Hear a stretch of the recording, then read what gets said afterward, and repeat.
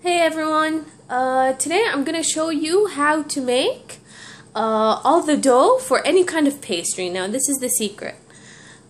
You can use this pastry to make spinach pastries or meat pastries, any kind of hot dog pastries, small pizzas, really anything. You can even make it with croissants. You just change the instead of oil you use butter.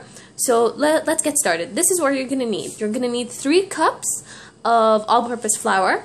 You're gonna need 1 cup of oil. You can use olive oil or you can use regular oil. I'm gonna use regular oil for this recipe.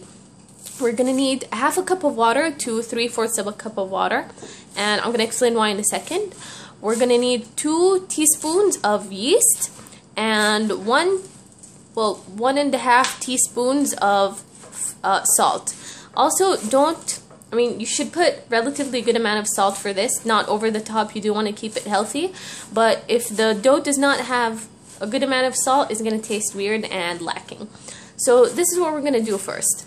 We're going to add the flour. Now we sifted this beforehand so it doesn't clump up. We're going to add all the dry ingredients first. The salt and the yeast. We're gonna give this just a fast whisk. Just a fast whisk. We're gonna add first the oil and then mix it. Add all the oil. You're gonna mix it with your hands. Mix it.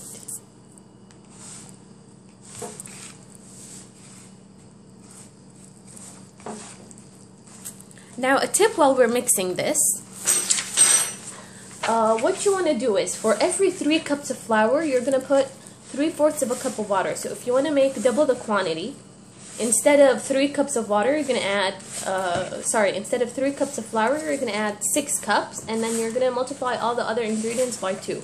So for every 3 cups of water you want to add only 3/4 of a cup. I think I mixed it up. For every 3 cups of flour, you're going to only put 3/4 of a cup of water. You don't want this dough to be really soggy. So, seeing that this is relatively smooth, we're only going to add half a cup of this water, not all of the 3/4.